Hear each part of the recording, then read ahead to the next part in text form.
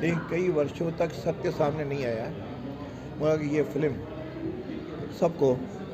सत्य की अनुभूति कराएगी, सत्य को दिखाएगी। संगीत हो या सगाई, मेहंदी हो या बारात, इस बार रानी जैसा होगा आपका श्रृंगार तनिष्क नवरानी कलेक्शन के साथ। विजिट तनिष्क शोरूम, वैशाली नगर, मेन रोड, अजमेर। आज साबरमती फिल्म अपने कार्यकर्ताओं के साथ हम लोग देख रहे हैं। वास्तव में 2002 की घटना, जिसमें कई लोगों के लिए बड़ी हृदय विदारक और चर्चाएं चली थी, लेकिन कई वर्षों तक सत्य सामने नहीं आया, मगर ये फिल्म सबको सत्य की अनुभूति कराएगी, सत्य को दिखाएगी, जिसके आधार पर कई बातें स्पष्ट हो रही हैं कि वास्तव में उसके पीछे क्या था, क्या दिखाया गया, क्या हुआ, और सत्ता के दबाव में किस प्रकार की चीज़ें चेंज भी की जाती हैं। ये शायद मेरी भी कल्पना से बाहर था। प्रभावित तो होती हैं, लेकिन प्रभाव के साथ साथ पूरी तरह बदल जाती हैं। मैं समझता हूँ ये हम लोगों के लिए बहुत नसीहत है, और इससे प्रेरणा लेकर के सदैव सच का साथ देना चाहिए। सच्ची बात जनता के सामने आनी चाहिए। मीडिया जो लोकतंत्र का चौथा स्तंभ है, उसने उस समय तो लोगों ने ऐसा किया, ये वास्तव में हमारी आंखें खोलने वाला है। आज विधानसभा अध्यक्ष वासुदेव जी देवनानी के नेतृत्व में हम सभी कार्यकर्ता यहाँ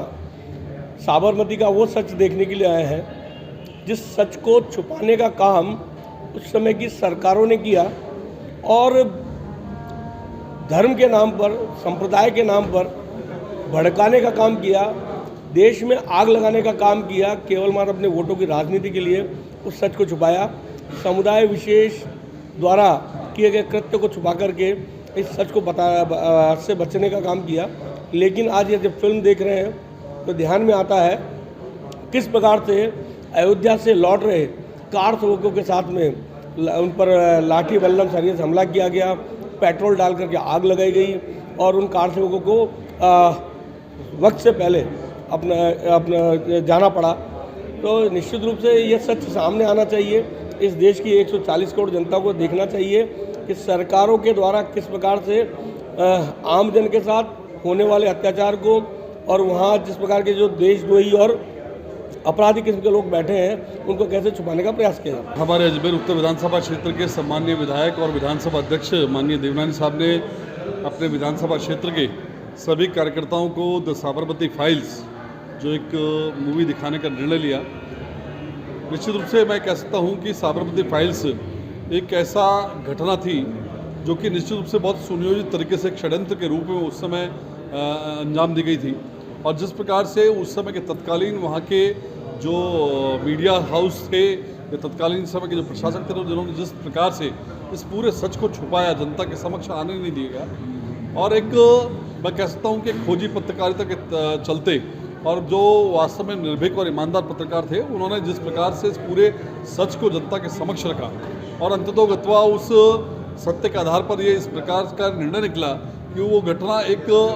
दुर्घटना नहीं थी, बल्कि एक सोची समझी साजिश के तहत जो है उस समय उस घटना को अंजाम दिया गया था। और उसके बाद में उसी के आधार पर जिस प्रकार से वहाँ आरोपियों को जिस प्रकार की सज़ा दी गई, तो निश्चित रूप से एक बहुत बड़ा सच था जो उस समय तत्कालीन समय में मीडिया हाउस द्वारा छुपाया गया, और उसको लेकर के मूवी बनी है। वर्तमान में जब से माननीय प्रधानमंत्री नरेंद्र मोदी जी इस देश के प्रधानमंत्री बने, ऐसे सभी विषय जो कि वास्तव में इस देश के ज्वलंत विषय थे, और जो ऐसी घटनाएं थी कि जिनको जनता के समक्ष आना चाहिए, जिससे आने से निश्चित रूप से आने वाली पीढ़ियों को सच्चाई से रूबरू हो सके, ऐसी पिक्चर्स बनना प्रारंभ हुई है। तो निश्चित रूप से मैं इस फिल्म के निर्माता उनको भी बहुत बहुत बधाई और धन्यवाद देता हूँ कि एक